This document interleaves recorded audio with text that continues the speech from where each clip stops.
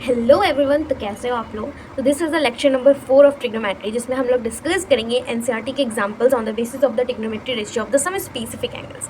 जो भी trigonometry ratios की जो वैल्यू है कुछ स्पेसिफिक एंगल्स के परस्पेक्टिव से, जो मैंने आपको पिछले लेक्चर में पूरे डिटेल में समझाया कि वो चीज़ आई कहाँ से। मैंने ये भी बताया कि तुमको साइन और कॉस की याद कर लो, बाकी 6 का 6 याद रहेगा।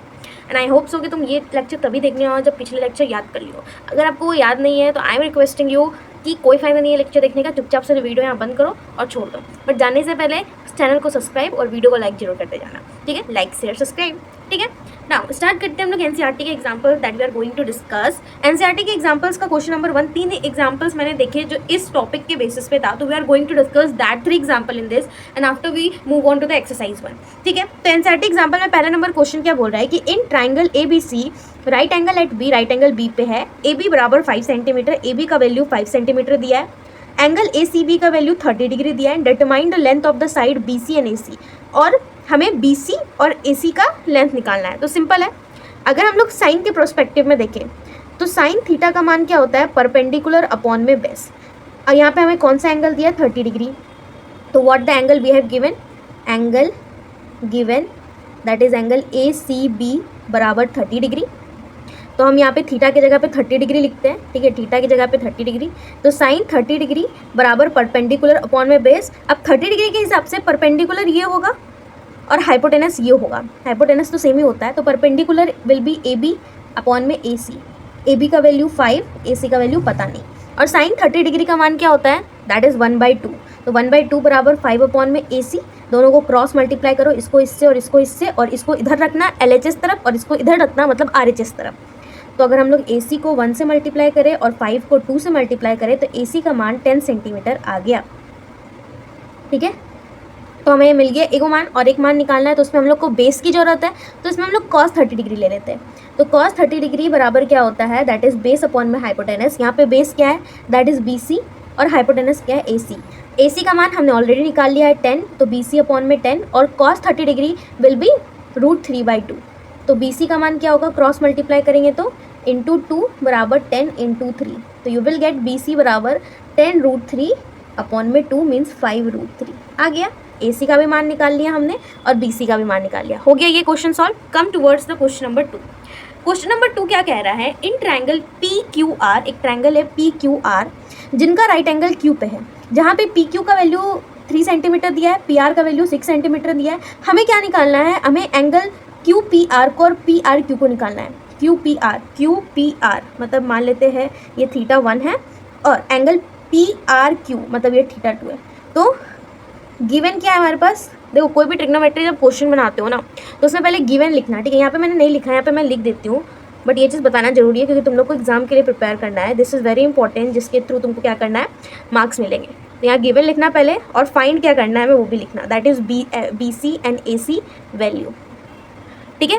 उसी तरह यहाँ पे गिवन क्या है, पी क्यू का मान है 3 सेंटीमीटर, पी आर का मान है 6 सेंटीमीटर, और हमें टू फाइंड क्या करना है, we have to find angle Q P R and angle P R Q, ठीक है। अब अगर हम लोग थीटा 1 के रिस्पेक्ट में देखें, फॉर थीटा 1, यहाँ थीटा 1 के रिस्पेक्ट में देखेंगे और यहाँ देखेंगे फॉर थीटा 2। अब हमारे पास यहाँ पे क्या दिया है, थीटा 1 के रिस्पेक्ट में, थीटा 1 के रिस्पेक्ट में उसका बेस दिया है और हाइपोटेनस दिया है। तो कॉस थीटा लेते हैं क्योंकि उसमें हम लोग बेस और हाइपोटेनस का इस्तेमाल करते हैं। अब ये मत बोलना बेस और हाइपोटेनस क्यों लिया हमने, और हमने थीटा 1 के रिस्पेक्ट में पी क्यू और पी आर ही क्यों लिया, हमने बाकी दूसरे और अलग साइड्स क्यों नहीं लिए, क्योंकि हमें जो गिवन है उसके हिसाब से हमें चलना है। तो वी हैव व्हाट गिवन, हमारे पास क्या गिवन है, हमारे पास गिवन है पी क्यू का वैल्यू और हमारे पास क्या गिवन है, पी आर का वैल्यू। तो इसके हिसाब से हम लोग वही ट्रिग्नोमेट्री रेशियो का लेंगे जिससे हम लोग को ईजिली मिल जाए। तो कॉस थीटा ही बेस अपॉन में हाइपोटेनस होता है, और हमें दिया भी है थीटा 1 के रिस्पेक्ट में बेस अपॉन में हाइपोटेनस, इसलिए हमने कॉस थीटा 1 लिया, ठीक है। साइन थीटा 1 टैन थीटा 1 नहीं लिया, ठीक है। तो कॉस थीटा 1 निकालना है, थीटा 1 की वैल्यू, बेस की वैल्यू क्या हुई, बेस की value that was the P Q, और हाइपोटेनस क्या हुआ, पी आर। तो दैट वाज 3 अपॉन में 6, 1/2। अब बताओ कॉस की वैल्यू 1/2 किस एंगल में होता है, मैंने तुमको सब याद कराया था। तो कॉस 60 डिग्री इज 1/2, तो कॉस 60 डिग्री 1/2 होता है, तो 1/2 को हम लोग कॉस 60 डिग्री लिख सकते हैं। तो दैट मीन्स दोनों को इक्वेट करोगे तो you will get that theta 1 बराबर 60 डिग्री, थीटा 1 बराबर 60 डिग्री। अब थीटा 1 60 डिग्री है, तीनों जो एंगल्स है एक ट्रायंगल का उनका सम क्या होता है, theta 1 plus theta 2 plus 90 degree बराबर 180 डिग्री। थीटा 1 का वैल्यू 60 डिग्री निकल गया, हमें निकालना है थीटा 2 की वैल्यू 180 डिग्री। मीन्स थीटा 2 बराबर क्या हुआ 90 माइनस 60, मतलब थीटा 2 बराबर 30 डिग्री। हो गया, निकल गए दोनों एंगल। आ जाओ क्वेश्चन नंबर 3 पे। इन शॉर्ट मतलब तुमको इन सारे क्वेश्चंस को बताने का यही था कि तुम उन सब एंगल्स के थ्रू थोड़ा दिमाग लगा के सारे क्वेश्चन सॉल्व कर सकते हो। वैसे तुमको मैंने सारा टाइप्स बता दिए, बट थोड़ा दिमाग तुमको भी इस्तेमाल करना है, क्योंकि तुम्हारा दिमाग के अलावा तुमको कोई और पर्सन नहीं मिलेगा तुम्हारे जगह पे वो अपना दिमाग इस्तेमाल करे। ठीक है, इतनी मेहरबानी भगवान की मत समझो that you will get somebody that understand और that actually take himself over your exam and solve your paper. Nothing will happen like that. तो अपना एग्जाम खुद दीजिए, खुद पढ़िए, और खुद टाइम बहुत है अभी। You are in right now uploading this video on August, और अभी बहुत टाइम है तुम्हारे पास, ऑलमोस्ट 5 to 6 months है। You will prepare a very good, आप बहुत अच्छे मार्क्स के लिए प्रिपेयर हो जाओगे, मतलब you will definitely go through that. मतलब अभी से लग जाओ, you will better your paper, क्योंकि पेपर थोड़ा टफ हो रहा है हर एक साल। तो you have to do more than work other than the peoples who are passing और पास्ट। जो पीपल्स अभी पास हुए हैं और जो पेपर पास हो चुके हैं उनसे ज़्यादा तुमको मेहनत करना है, क्योंकि पेपर का लेवल टफ हो जाता है। ठीक है, now comes towards the question number 3। Number 3 क्या बोल रहा है कि if sine a minus B बराबर 1/2 and cos a plus B बराबर 1/2, जहाँ पे a प्लस बी का मान 0 डिग्री से 90 डिग्री तक लाई करते हैं, इक्वल भी हो सकता है, then a is also greater than b, then find a and b। हमें जो ये a और b का मान है ये दोनों निकालना है। हमें क्या दिया है, गिवन क्या है, मैंने बोला ना ट्रिग्नोमेट्री के हर क्वेश्चन में गिवन जरूर लिखना। गिवन क्या है कि साइन a माइनस बी बराबर 1/2, और क्या दिया है कॉस a प्लस बी बराबर 1/2। ये सब थोड़ा साइड रखते हैं। अब एक बात बताओ, हमें फाइंड क्या करना है? हमें फाइंड करना है a and b। So we have sine a minus B बराबर 1/2, ये हमें गिवन है।